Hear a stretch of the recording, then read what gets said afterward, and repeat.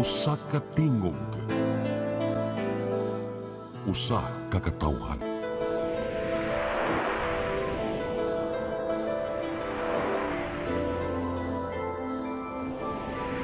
Cebu Catholic Television Network.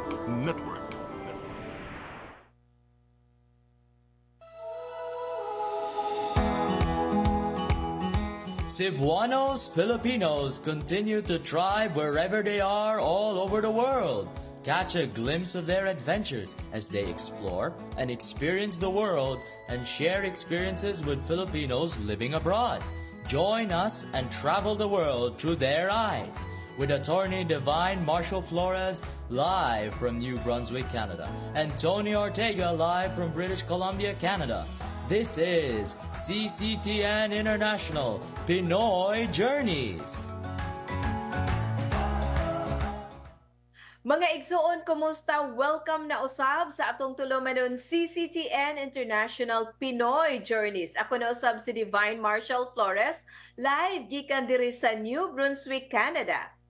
Ug ako na usab si Tony Ortega, live gikan sa probinsya sa British Columbia, Canada. Maayong buntag Cebu ug maayong hapon Canada. Yes, maayong adlaw ni mo diha, Brad Tony. Kumusta ang imong lugar? Bugnaw ba gihapon? Kay paingon naman ta mag-spring. Attorney Divine, may mangutana kag bugnaw gihapon oy. Bugnaw gihapon pero ang nakanindot lang kay nagsugod na og pakita ang haring adlaw diri sa among lugar. Ambot ka diha sa imong dapita karon, Attorney Divine. Karon -7 pa ang among temperature. So medyo tugnaw mo paak sa panit, no? Ang iyang kabugnaw. But I think end of March mahumana ning atong winter, and then musod na sadta sa spring season nga. Nindot kaayo padong na sa summer. Pero karong buntaga, Brad Tony, medyo excited ko nga maminaw sa journey nining atong guest karong buntaga. Tinuod, Attorney Divine, sa tinuod lang na it took time for me to have her saying yes to us. Kay grabe gyud ka busy. Grabe ka busy ang atong guest unya. Maka dili sa ta magkaron magsugod ta sa program, dili kay maglubag ang atong dila og tinagalog kay pure man sa siya nga Bisaya. So mga igsoon, I am happy to introduce to you our guest this morning. Is no other than Sister Chita Torres. Sister, maayong buntag kaniyatong tanan o maayong hapon sa Canada. Sister, maayong buntag. Maayong hapon. Yeah. Sister, mangutana ko nimo before that, salamat kaayo for giving us the opportunity nga makighinabi ka namo sa among programa sa CCTN International Pinoy Journey. Unya ipahibaw na nato, sister, nga live ta almost all over the Philippines, Luzon, Visayas ug Mindanao. Sister, mangutana ko nimo, diin kang dapita gikan sa Pilipinas? Gikan gyud ko sa ako ang mother house is in Dumaguete City. Pero gikan gyud ko akong lungsod nga natawhan is Himalalod. This is in Negros Oriental. Okay. So sa ato pa, diin ka nag-high school, sister, o nag-college? Nag-high school ko sa Himalalod Infant King Academy, which is run by the RBM Sisters. Nag-college ko sa University of San Carlos and postgraduate studies sa St. Paul University, Dumaguete City. And then my doctoral was in Father Saturnino Orius University, Butuan City. Yes. Wow. So when you were still in college, unsay course nga imong gikuha sa University of San Carlos? Sa Cebu City ba ni nga San Carlos, sister? Yes, Cebu City, BSBA. Business Administration? Yes. Okay. Meaning to say at that time, wa pa kay plano nga magmadre? Wala. Okay. And then after sa San Carlos, ni graduate ka, ni trabaho ka, sister? I work with my brother's own business and naa siya law office sa Cebu. Yeah, ilang business is in Mindanao, so I stayed in Mindanao for a while. after graduation. Then mubalik-balik sa Cebu kay na may law office akong brother. So lawyer ang imong brother? Yes. Okay. And then, unsang hitabo, sister, when was the time nga nahimong nausab ang imong career, nahimong servant sa atong Ginoo? What happened? There was a time in my life when I was in my early 30s that I feel so empty. So I was seeking for more, like deeper thing in life, that there's something that I was seeking that I could not find like in the secular world. Okay. Nya na amang ko'y cousin nga madre po na ako ko'y cousin nga pare. So they invited me to try. So and I like it. When I joined my congregation in Dumaguete, which is the Carmelite Sisters of Our Lady.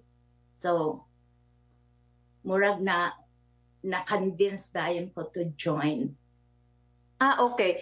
But sa ato pa, sister, dili ingon nga heartbroken ka or dili ka successful, na-feel lang nimo nga murag dunay kuwang? Yeah. Naay kuwang, pero I was happy with my life living with my brother and nephews. Okay. Sister, ang imong foundation nagsugod ka sa Catholic Schools Foundation, makatabang ba, nakatabang ba, or tingalig maingon ba na mo nga destined gyud nimo nga mahimo kang madre? Para na ako, it's a calling because even when I was studying in a Catholic school, high school, I was not even thinking of becoming a nun. Pero nakatabang na ako pagpuyo sa unsa gid ang pagmadri ang akong background sa Catholic school. Yeah. So unsay age nimo, sister, nga nisud ka? You finally decided nga magmadri ka? I think I was already 32 years old. 32 years old. So I actually a late vocation. But stable na ang imong huna-huna, murag sure na gyud ka sa imong decision at that time, right? Very sure. At that time wala kay boyfriend, sister? Kay ang uban man good bro, nakoy na dunggan gani nga pare nga nag-share siyang sermon nga iyang gibuwagan ang iyang girlfriend kay nagpare siya. Murag mas bugat gyud niya ang alagad sa Ginoo kaysa mahimo siyang padre di pamilya. In your case, father, sister, why naghila at that time nga Wala. I think wala. I have a boyfriend, but murag nakita na ako that my life is not for married life, really. So I was not frustrated, pero makita nimo nga ang imong happiness dili gid ana nimo makita sa pagminyo. So niingon ko nga na ako gipangita nga deeper ba kanang something deeper. So I find it in my congregation. Okay. So kung musod kang pagka-madre, sister, pila man na ka years una ta mahimong full-pledged nga madre? I think you have to go through postulant formation will be 3 years. Okay. And then you have 5 years to be like 4 years temporary profess, and then the final after that. So I think 8 years. 8 years. It depends. So it's not true to one because sometimes kung naa ka sa formation, kung naay makita sila nimo nga angay pang ikang ipapadayon sa formation, i-extend ka. Pero kung nakita nga ready na ka, like kay ako, insakto naman ko sa edad, so murag na sure na ko nga mauna gid na ako nga path kay naamang goy mo join nga 20 years old pa. So daghan pa kang kawilihan sa gawa. So sometimes it takes years for you to go through the different stages of formation. Munay giingon nila dili pa kay hinog. I-extend ka. Pero is it a requirement, sister, nga kinahanglan graduate ka o 4-year course or no? At least second year college. At least second year college. Okay. So, dito yung ka nagsugod pagkamadre sa Dumaguete City. Yes. Okay. And karon, may nang masayod ang atong mga televiewers na si sister naa karon diri sa Canada. Asa ka gani nga province sa Canada, sister? British Columbia, particularly in Vancouver. Okay. So how many years ka nga nag-serve as madre didto sa Pilipinas? And then unsang hitabo ang anong kalit nga nahapunta ka diri sa Canada? Actually, na-assign ko, kanang formation ako kay nakagraduate naman ko og college. So pwede na kag i-assign nga kanang professional nga kuan ba. So assignment, so sa Dumaguete, during my formation, I was assigned in a bookshop. Okay. Which is owned by the congregation. Then after sa ako, in 2002, ay blisod ko. Gibalhin ko sa Mindanao, which I stayed there for 9 years. Asa man sa Mindanao? It's in Agusan del Sur. Okay. So nahimo kong, I started as registrar of the Carmelite school system in Mindanao, owned by the Order of the Carmelite Friars. Okay. Dito ko, nag-start ko pagka-registrar, yung nahimo kong vice president for finance. Then at the same time, I was teaching college. And then I became when I graduated finished my doctoral degree, I became a dean of college. So ang imong exposure, sister, more on the academic, sa academic, no? Yes. Okay. And then, unsang hitabo nung nabalhin man ka diri sa Canada? Was it your personal decision or decision sa congregation? It's the decision of the superior of the congregation. When was that? Curious ko ni Attorney Divine. Can you 2014. Okay. Yes, Brad Donnie. Sister, posible ba nga i-decline nimo ang order to be assigned in that place? Pag i-assign gani ka, like for example, assign ka foreign mission, kanang is consultative. Kay di man asayon kay mo lakaw di kag layo niya, pero consider pa na nila kung makaya ba na nimo sa personality ba, kay nakailan naman na imong mga superior nimo nga makaya ba dahan gawin ni nimo, pero pangutan-on pa ka og willing ba kang i-assign. Pwede kang mo decline, like for example katong previous na akong superior niingon siya nga mudawat baka nga mahimo kang Dean of Graduate School, which was in Manila. I said no. I said no because I could not make it. Okay. Dili na ko kaya kay kuan bago pa ba akong graduate anto niya mahimo na kang Dean of Graduate School. Dili ra na ako mention ang school sa Manila, but niingon gyud kong dili kay nakita na ako nga dili na ako kaya. Dili pa kaya at that time. At that time. So, sa dihang gi-operan ka nga doon na kay foreign mission, what was your reaction? Hesitant in a way. Layo ka sa pamilya, which is malayo ka sa imong mga madre, pilara mo ka, duha mi ka buok diri, murag ing anak ba, murag mawala ka sa connection ba? Pero, so, pero kay naaman ni vow of obedience. So you have to obey. So asa ang imong first assignment sa Canada unya unsay imong mission? Is it also sa academic gihapon or lahi na? Lahi na. It's a very different from what I was doing in the Philippines. What was your... So karon na ako sa the facility is named as the door is open. Kuanin siya kanang drop-in center for homeless. Okay. So, third kog homeless people, co-manager ko at present. Co-manager ko sa facility. So it is owned by the Archdiocese of Vancouver. So sa ato, yeah, Hmm? so kana siya nga facility, sister. Kamo mo accommodate sa mga homeless? Are they staying there overnight or kanunay na silang nagstay sa inyong center? Dili, kung ano-anin sila mukaon, like morning, early morning, mo ani sila for breakfast. But it's not, nakita na ko, Tony was able to volunteer one day, one time. Nakita na ko, it's not only about food, but it's creating a community for those people who don't have a family. So, murabag mo, sulod sila mukaog breakfast, but they talk to one another like table by table. Akong buhaton mo, sit down ko with them. I transfer from one table to another. It's because I think it's about listening to their stories. True. Yeah.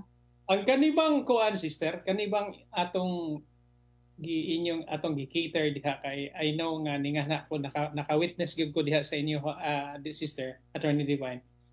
Ang kanibang mga tawhan na nga muso diha sa door is open is do they have different issues, may mga mentally, medically, drug problems, naa ba sila na? They have different kind of addiction.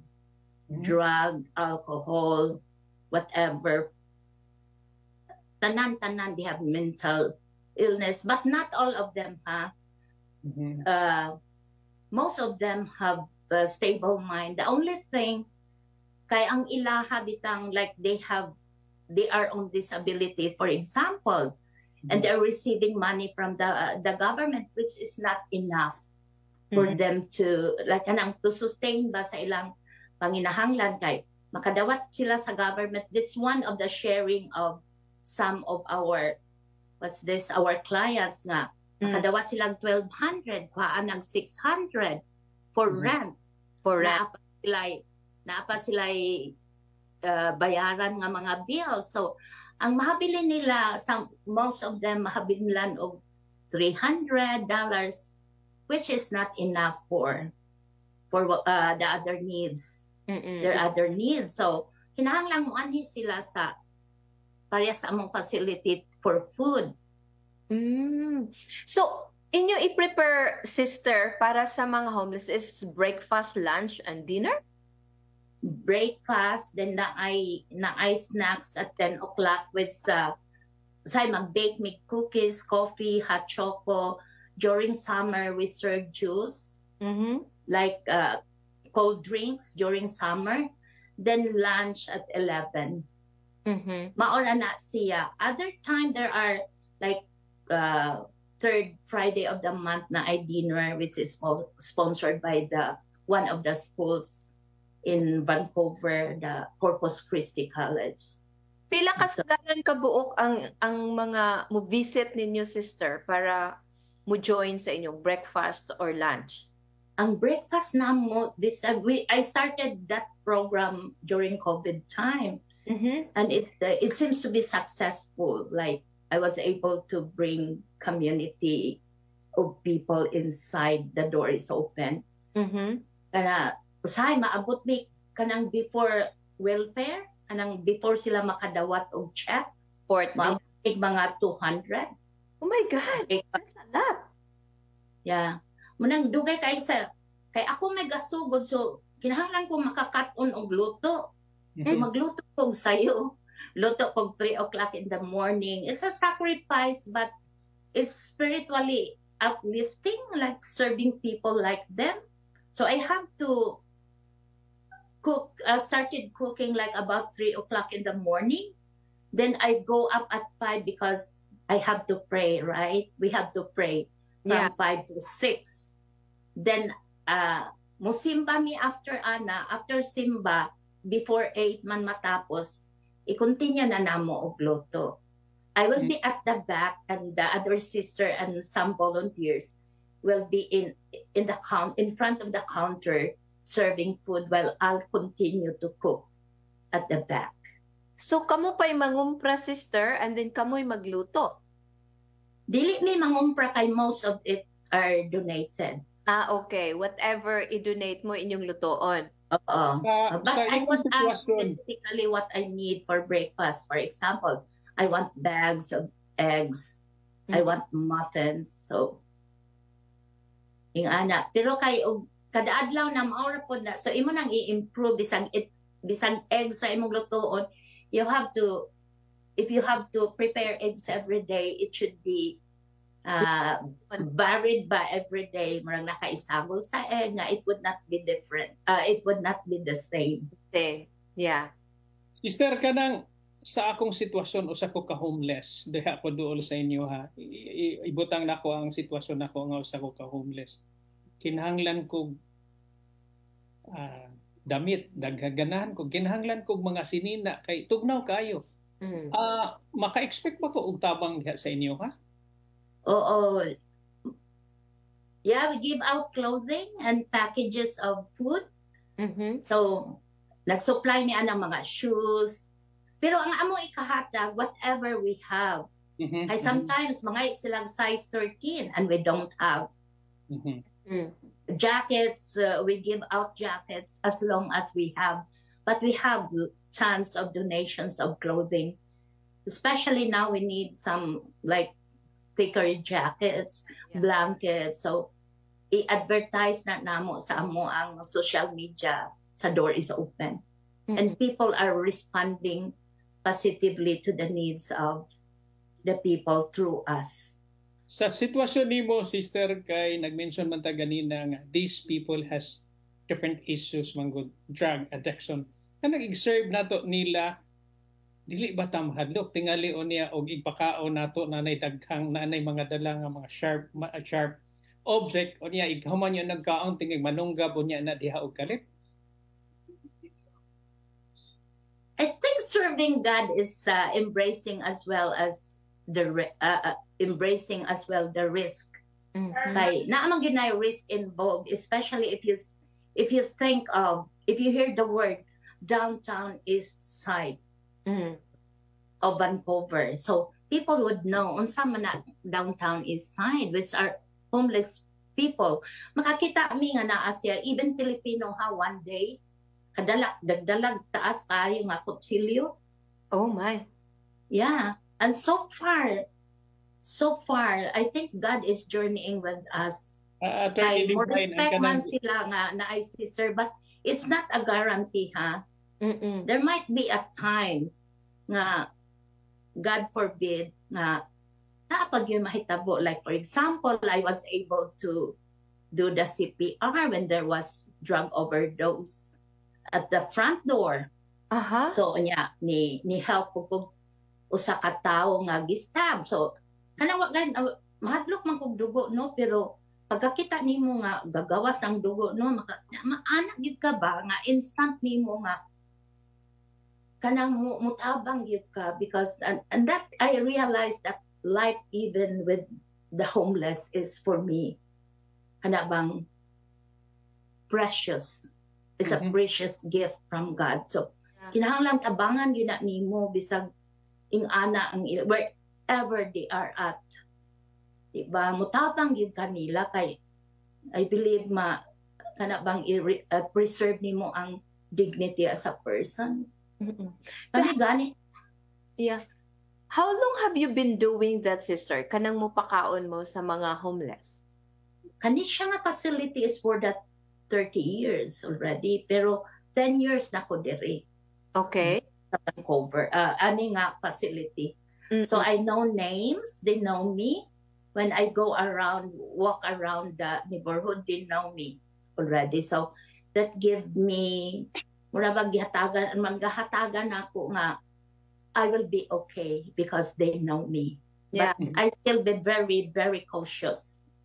Because then when they are high on drugs, they will not recognize you anymore. True. Pero doon na ba instances pa, sister, na kanang tao nga, because I know nga kung unsa imong ipakita sa imong isikataw mo set kag example, sila mismo maka-realize and they will do something for themselves nga kanang para ma-change sila. doon na ba yung mga ingon anak nga mga homeless nga nausab sila because nakita nila nga naka-realize sila nga they have to change their lives? Yeah, I know. Because one day I was walking and then naitawag sa akong ngalan si Sir Chita. So nilingi ko. Siya tong dingniin siya nako. Remember me, I nag-work siya sa street. Kanabang murag nang limpyo sa street. Kanang oh. So niingon siya ato nga nakainomdom ka na ako din kung tutok ra ko niya. Remember you helped me out of the alley 6 years ago. So dito ko nakahinomdom. Then I believe there are people who really ug unsay imong gibuhat nila. Yeah. Bisan anak nga higay hindi nimo makita nga gausog. Naa di ay mausog kay kato siya. Kuan siya Japanese. I know I journeyed with him for months. Mura bag na siya paranoia nga magkamang-kamang na gani siya sa office kay makadungog siya og kana bitang mga lakang tunog bitaw ni siya tong they're after me. I know they're going to kill me. And I helped him and then nawala siya. Then suddenly I saw him on the street. No longer homeless. So dunay dako nga impact no ang imong gibuhat sister sa mga homeless. Dako kayo og impact para nila nga ang uban nag-change sila no for the better. Yeah, correct. Attorney Divine, na curious ko ni sister, gikan siya sa Pilipinas, niabot siya sa Canada. Aside from Canada, sister, have you been to other places prior to Canada? Yeah, I like most of the time I was in the Philippines. I was assigned in the States. So I live in Seattle where our sisters are. And then I was assigned for a while in Texas. But it's different ministries. Yeah, it's church work. But this one is a church work, but directly serving the homeless. Yeah. This is for you, sister. Which one is the most fulfilling of all your assignments?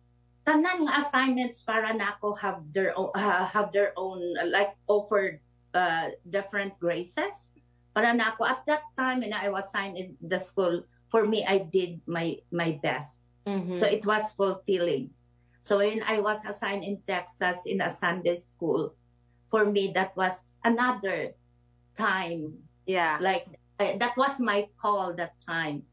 So and I appreciate every assignment that I have, and this one is just because like I was telling you, I became vice president of a school, and I became dean of college for a while. Yeah. Pero kani siya nga experience is mura bag ibutang ang imuhang feet into the ground ba. Nga it's humbling experience, but very fulfilling and spiritually uplifting. True. Ano bang yeah. Mura kani di ay bisan di ay kani ka lowly imong tan-awon ba kay nag-serve ka homeless, sometimes you deal with kanang mga smell, mga hugaw, okay? You have to help them. Like, kinahanglan mong mag-ilis, pero para na ako, humbling siya, pero very fulfilling. Okay. So, sister, atong hisgutan, katong mga experience nga imong gisulti ganina, nga there was somebody nga imong gi-help kay nag-drug overdose, ang usa, gidunggab. Ato nang hisgutan, but mo commercial break una ta. Sa atong pagbalik atong ipadayon sa paghisgot ang journey ni Sister Chita is a foreign missionary dinhi sa Canada. Standby, mubalik ta humani ini.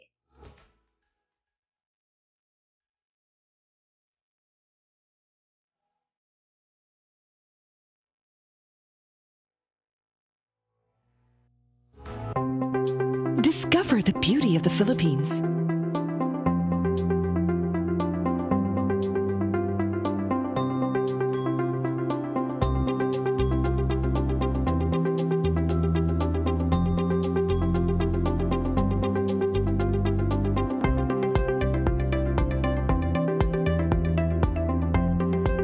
With Philippine Airlines, the country's flag carrier.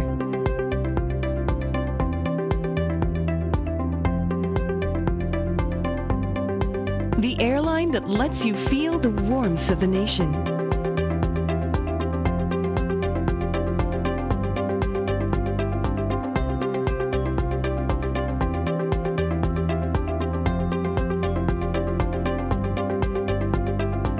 Mabuhay!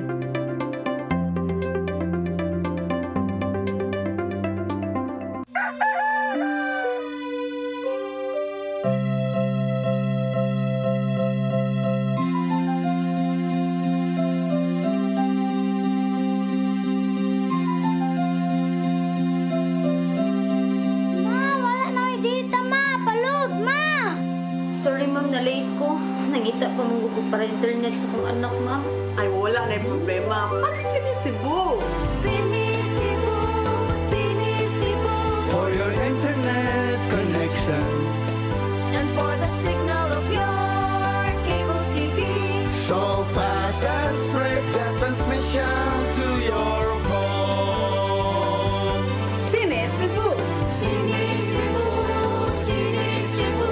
Offers you to have fiber optics. For your viewing experience, perfect and clear, so fine. So great and affordable for you to enjoy. Sinisibo. Cebu Television Network Incorporated offers fiber to the home broadband internet bundled with fiber to the home cable TV connection. Cebu Television Network Incorporated with its operation in Metro Cebu and the whole province of Cebu soon. And affordable for you to enjoy. Sinisibo!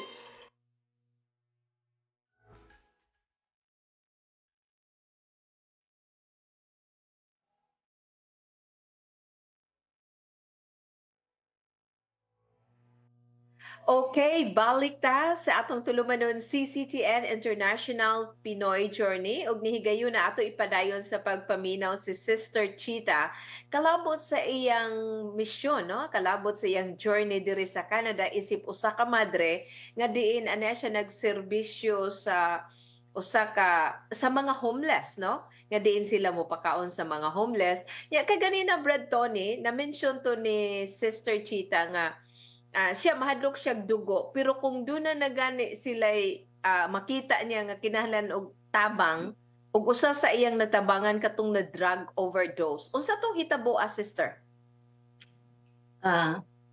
Nagluto ko breakfast. That was, I think, 7 o'clock in the morning. So I was in front of the oven. Then one of my staff, murang ni Shagit, bitaw siya, "Sister, drug overdose." So, dagan jud ka dito.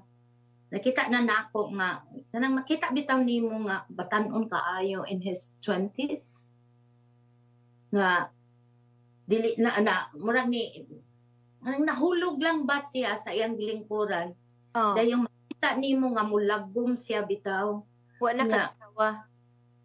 Wa na gaginawa kanang primero, pula pa kay nga building, makita ni mo nga overdose siya kay mulagkong manggod sila niya. Kana bang murag madungog ni mo nga mukuan sila ginhawa og lalong dayong mulagom dayon siya niya. Sige kag tabang ba nga, kuyaw ba nga, makayong ka nga, Lord, not this time, Lord. Nga while mag-save ka niya, mag-save kag usa ka tawo. Dayong naamay ni tabang nako kay of course, imo mang i-support ang head. So, iga-inject o kanang antidote, kanang gitawag na itong naloxone. Dayong muhatag po kang 1, 2, 3, 4, 5, 6 naloxone. Then, anak na po. Kanang parang imo bagong paningkamutan ginimo mo. Ma-revive. Ma-revive nimo niya. Makita nimo nung nga kanang unsa kabililhon ang kinabuhi sa tao nga magtabang ka bisag dili nimo parinti ba magtulog gid imong luha ba niya kanang makaingon jud kag thank you Lord that moment nga murag makita po nimo nga ug unsa to siyang nawala nga ni murag ni ginhawa siya sa ang last kana kung mo regain ma-revive siya nimo mo ginhawa pud siya lalom din kung balik pug sugod ang kanang pagpula ba pula na pero pud siya. Maayo sister kay na train ka sa pag-unsaon paggamit og naloxone. kami tanan mag-training ka og first aid plus na ami whole day nga training, nakaapil kog training on how to respond to drug overdoses. Pero naistorya man na nimo ang uban sister. So after adto sister, naistorya to nimo, batanon pa siya and then na drug overdose. What happened? Ang most of the kabalo ka ang sharing lang nila, most of the sharing is loneliness. Kay di pa nimo sila nangawala man ni sila sa ilang family. So naa sila ani napunta aning downtown east side. Kaning downtown east side, ugi mo silang pangutanon, it became their family. Their home. Mauna sila yung home nila, mauna po ilang family. So whatever they are doing, they will do it. Pero naa sila realize kanang katong usa ka tawo batanon po nga ni share nako nga sister, could I pray for you instead of asking me to pray for him? Could I pray for you? And sa iyang prayer na siya dimension nga, Lord, you know that we struggle to do good every day. You know that in our heart, we feel that this moment will be our last. We don't expect to survive during the night. But you know, Lord, and I know I did something wrong, but I know you loved us and you know our struggle. Beautiful prayer from a very young man. So then, and his name was James. Yeah. That's good. Attorney Divine, not to brag aning lugar. Kanang lugar ni Sister diha sa downtown, murag naay po pareha ana, dili lang nato ko anay po pareha nga lugar dinha sa ato sa syudad sa Sugbo nga somewhere near the USJR. Ay dili lang ginato i-discuss ba kay makaingon nganong gikumparar nato. Mao na sa ang lugar nga ana magtapok ang mga isyu mo gamit og droga.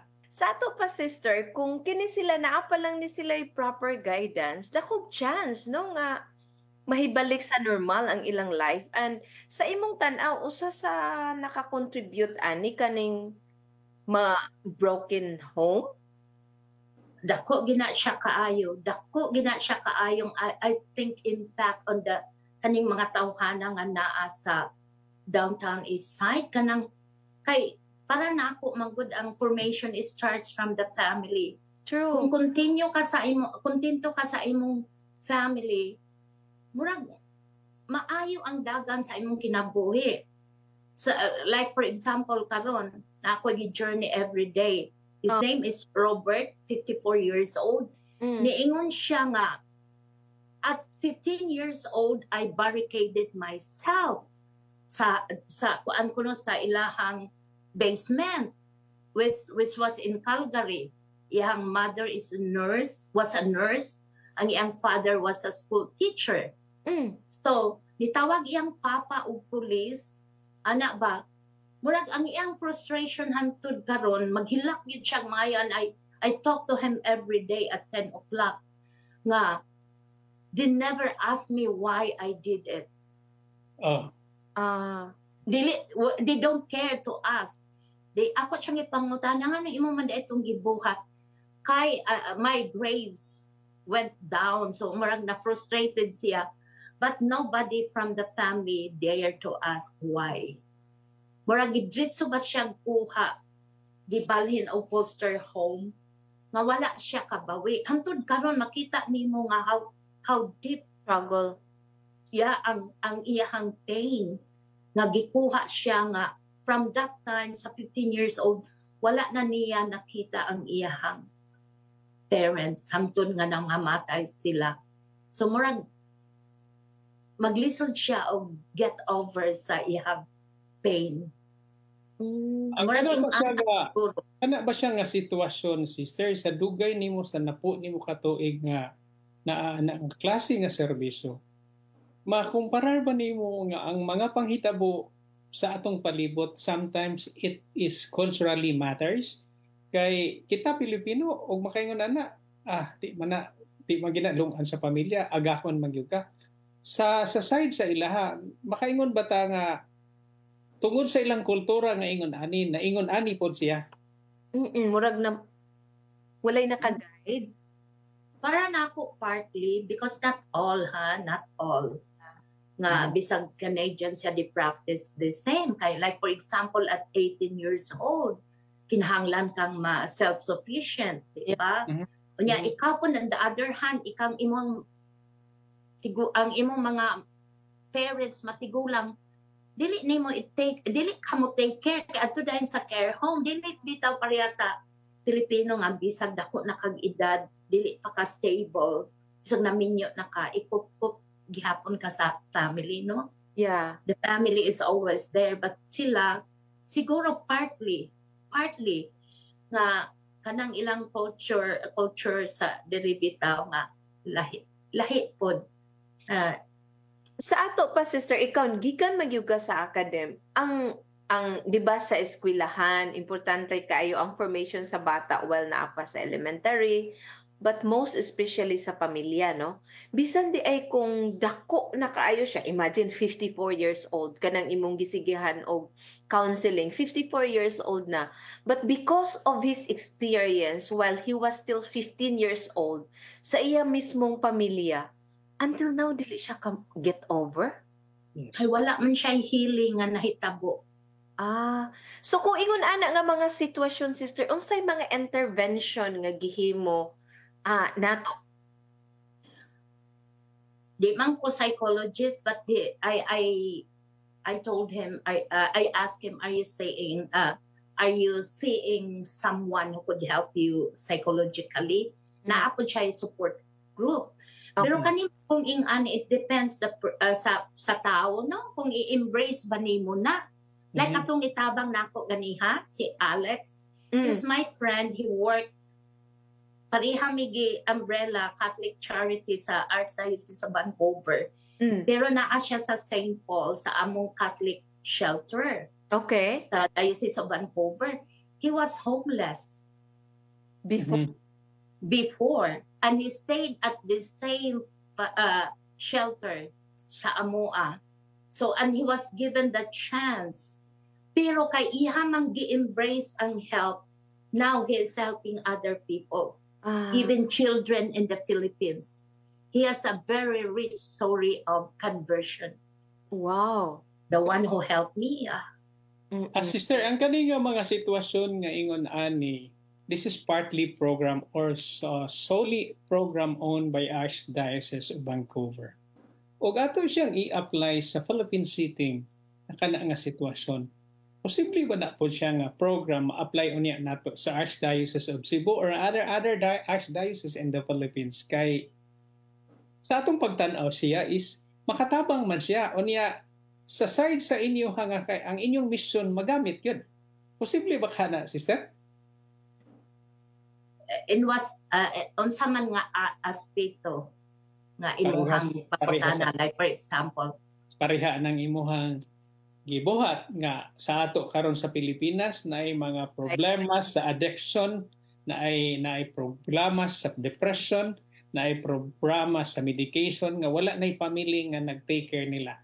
Naa ang Udordas, the entity that could help people who are actually in need. Sa side sa Archdiocese karon nga basing sa Philippine City, what do you think og ato sa nang buhaton?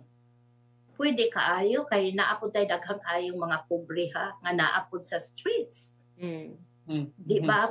Posible gina siya, but whoever will run or whoever will start, kinahanglan ka kabalo pug kang mo source out of kana bang mga resources to help us sustain the program. Kani dire man gud swerte kaayo kay ug moingon ka daghan bitang ga support, murag makaingon ka nga this facility is self-funded tungod sa kadaghan nga muhatag. So sa ato pa sister, wala gyud na nahitabo nga nahutdan mo? Wala, even during the pandemic. Nakaingon jud ka nga ning ko kalisod sa panahon, but the grace was double that time.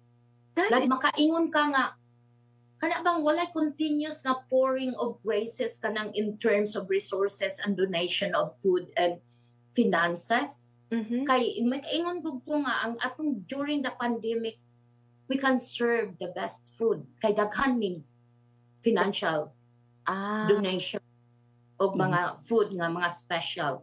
God will provide you, no? Sister, sa imo bang kani siya nga mission nga imong gibuhat? I mean, every day you witness miracles, right? Of course, every day there are little and big miracles. Oo, yeah. Because we know nga naa sa mga pobre ang Ginoo, di ba? Yeah. Naagi instances like, for example, sister, and I believe in miracles. Yeah. And I believe that miracles is happening. And may sabi, sister, kanang naamoy mga laundry. So, I said, wala na ba mi nang hatag ana? Nano may mga canned goods o mga clothing. Pero ning kung paabot lang kay maabot. May kaingon ka ba nga, Ginoo na minaw kay pagkaugma, boxes and boxes of laundry, individually wrapped nga laundry soap, anang liquid, naabot yun na siya. Nani, kuan ba ka nga, God is, these people are really close to God. Yeah, pinangga sila sa Ginoo. Ang naka kuan po, sister, mangutan ako sa mga nagtanaw karon kay ang atong programa karon dili raman kay mo sa Pilipinas makita man kay we are using social media. Ang nakaingon ba ka, sister, nga ug mo donate na malang ko, i-donate na ko dito sa door is open. Makahatag ba mo og resibo? Yes. Ang tanan namo madawat, kung madawat namo directly from the door is open, we will submit it to the Archdiocese of Vancouver. Dito na sa main office, so wala may gigulitan nga finances. Pero the Archdiocese is really very supportive to us. Like, kung mo request ka, naabitag dayon. Okay. Muna siya nakanindot sa programa nga, ang support bitaw sa church, whoever is starting the program, whoever owns the program, will support you to the very end. Masustain ba ang programa? Pero ang karon, sister, sa paminaw nimo dugay ka diha. Kami pud nga mga Pilipino diri karon sa British Columbia nakahibaw mga ikaw mo'y nagda karon. Na-encounter ba nato nga ang mga Filipino community diri karon sa British Columbia is also doing the community works by serving, by offering what they have sa imuhang lugar? One of the biggest supporters are the Filipinos. So we have the Couples for Christ, we have Family for Christ, we have the Bukas Loob ng Diyos, and other Filipino families would like to sponsor a meal, especially kung mag-birthday sila, na sila anniversary, na ingana ang support sa Pilipino. Unya, daghan po silang nagtabang kalang, mura manggo imong madali ang mga kailang nga Pilipino nga, pwede ka mo donate og mga clothing, ang kinahanglan mi ani, pwede minimong hatdan, marging ana. So, but it's not only the Filipino, it's, as you know, ang Vancouver is diverse in terms of culture. Yeah. So I think everybody like murag nag-contribute to make this to sustain the program of the door is open. But of course, the Filipino take a very big part in sustaining the program of the door is open. Yeah. And for that, I am so thankful. You too. Father, sister, isip manager anang drop-in center para sa mga homeless and then nag-serve sa atong mga kaigsuunan every day. Unsay imong kanang realization ba? Why the Lord gibutang ka dihang dapita? I think God puts anyone in the right place and in the right time. I guess like for example, this is my calling at the same time, and God bring me here, not only to help other people in need, but also myself, because makita nimo nga, uy, daghan di ay kulang pa no. Nga, kani sila mga homeless man sila. Pero different kind of poverty because they are well supported by the government, diba? Yeah. Ang gikinahanglan nila is something spiritual. Na ako diri, but I don't preach about God. Your presence is enough to speak about God. Like for example, na ay tao nga nagkaon siya, so I passed by and he said, "Sister, I really don't believe in God because no one in my family introduced God to us. Yeah. But we were taught to do good." Pero sister, kung mulabay gani ka, sister, as if I am drawn to someone somewhere that I don't believe. Kung mulabay ba ka? Iingon. Every time nga mulabay ka sa ako, amrag, as if I am drawn to someone, to believe in someone I don't believe in. Because nakita nila how you serve them. Maybe. O kanang imuha ba nga bisan usay, because it's a place where daily every day you will experience love. So we also kana bang mo experience po kag rejection. Like you are being cursed, but still you continue to love them. Yeah. Then bisang nakabalo ka nga dili imong salam ka, "I'm sorry for hurting you," something like that ba. Unang makaimpo is humbling experience nga imuhag yung biyaan ug unsa ka ba kanang kanang dili ka pwedeng mutubag nga unsay ilahang gisulti nimo, but you don't have other options but to love them. Yeah. Murag makahinomdom man ko sa giingon ni Sister Attorney Divine nga murag is very complicating, no, kay naay mga tao nga dili kayo mosimba pero ang iyang way of serving to the Lord is nahipod siya kanang maay to do things good. Naampo siya, manabay ako yung mga tao nga everyday nasa simbahan. Pero ang iya pong batasan di man pud koripot o niya. Kanang ingon nilang there are 3 ways how to serve God is time, talents, and treasure. So, sister, i-reflect na to ang imong experience nila nga kanang ingon nimo nga dili mo to og Ginoo pero mubuhat man siya maayo. Pero imo man pugunang hunaon nga ang simbahan, people go there to ask for forgiveness. Yeah. Meaning to say they are not well, including us. We go there because we are sinners. So kanang church place you not sa sinners. So and I think kanang imuha bitang conversion is a lifetime, it's not overnight. So correct. Yeah, kay God could turn your life in an instant, di ba? Grasya maguna sa Ginoo. Ana. Sister, na picture ba nato ang imuhang I'm not bragging this, but kay unsa di mo pag-reflect ang imong trabaho karon kay bisan sa gagamay sa imong gibuhat. Naka-reflect ka ba nga you are following to what Mother Teresa was doing?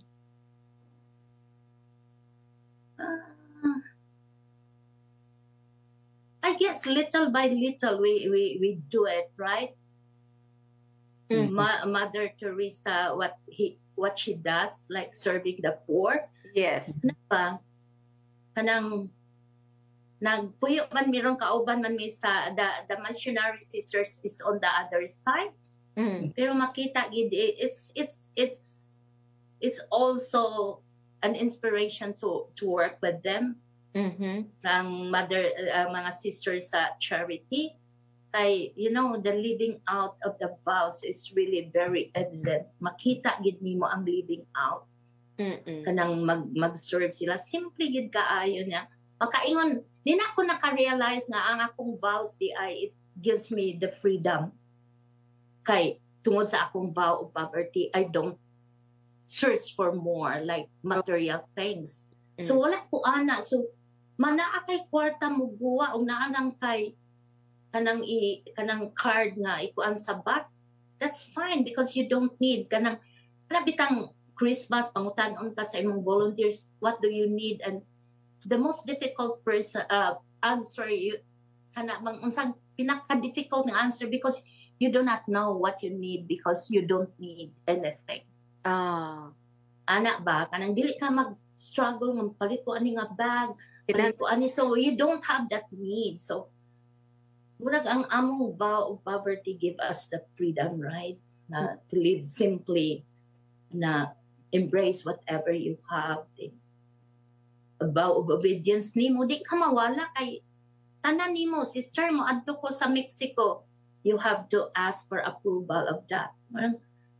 It's not being deprived of freedom, but you are guided where you have to go. True. Sister. And sa mga tao nga imong ma-meet every day diha sa inyong drop-in center, sister, you will learn a lot from them, right? Of course. Especially kaayo. Oo. Pero na-curious ko, Attorney Divine, si sister. When you retire, sister, do you think you will go back in the Philippines? Go back yun ko sa Philippines and it will be soon. It will be soon. Oh my God. So what will happen to your center, sister? Nobody is indispensable, right? Nobody is... Sister, doon na ba may retirement home nga gi-preparar karon? Naami mo na among dakong project karon is to come up with a retirement home. Kay kami nga congregation gamay rami and dili mi rich. So we are Carmelite sisters. So leading out the vows, wala pud mi de kanang simple nga pero malipayon nga congregation ba. For me, that's how I look at my congregation. Malipayon ko nga nabilong ko, but we are starting a project to come up with a retirement home. Kay na may nakatigulang, and that includes me. So sa ato pa, kung mubalik ka sa Pilipinas, sister, asa man ka mo stay and how soon would that be? It might be end of next year or early 2026.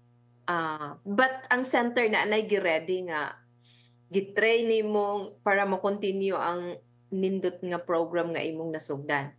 Nag-prepare na sila og sisters that will continue the program na. Because you need also to relax. Imagine. Kay dugay nakaayo po doy.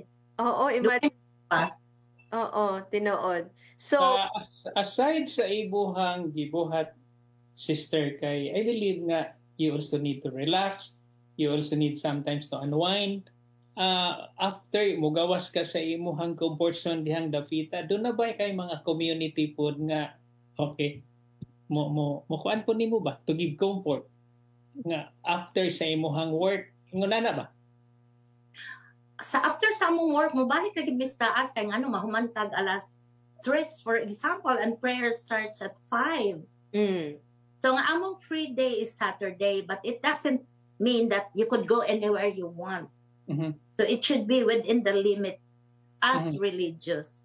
Sometimes like mo join ko sa BLD during Friday night, sa ilang praise and worship. It's nice to join Filipino communities kay it will murabag ma-feel nimo nga you are in the Philippines, you are safe in Filipino communities. Yeah. True.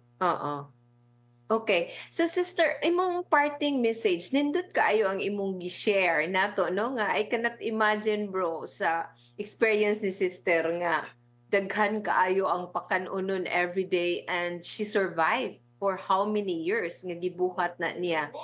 Unsay message nimo sister para sa atong mga kaigsuonan nga nagtan-aw karon sa atong programa?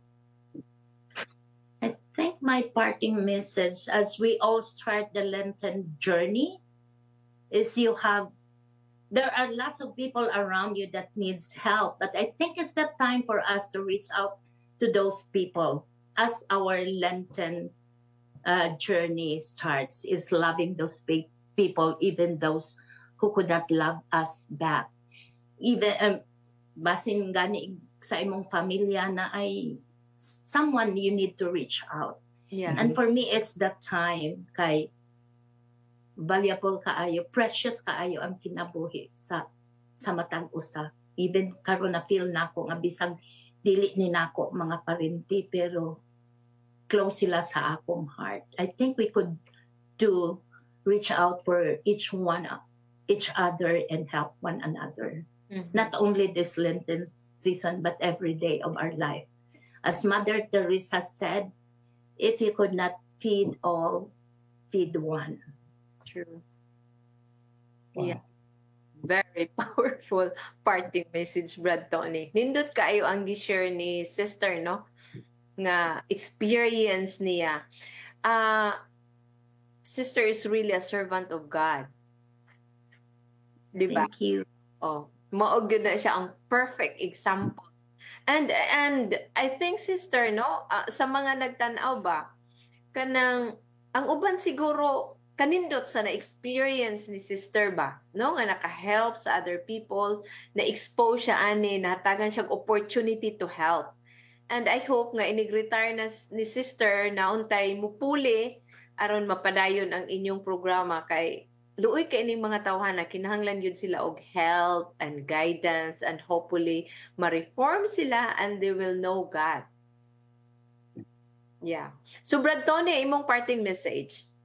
Nagmention man gud to ganina, gipangutana nato Attorney Divine si sister nga do na ba mo'y retirement home. So mupahibaw lang ta sa atong kaigsuonan nga ang Cebuano society is on the way of thinking something that we can also help in realizing the retirement home of Sister Chita in Dumaguete City.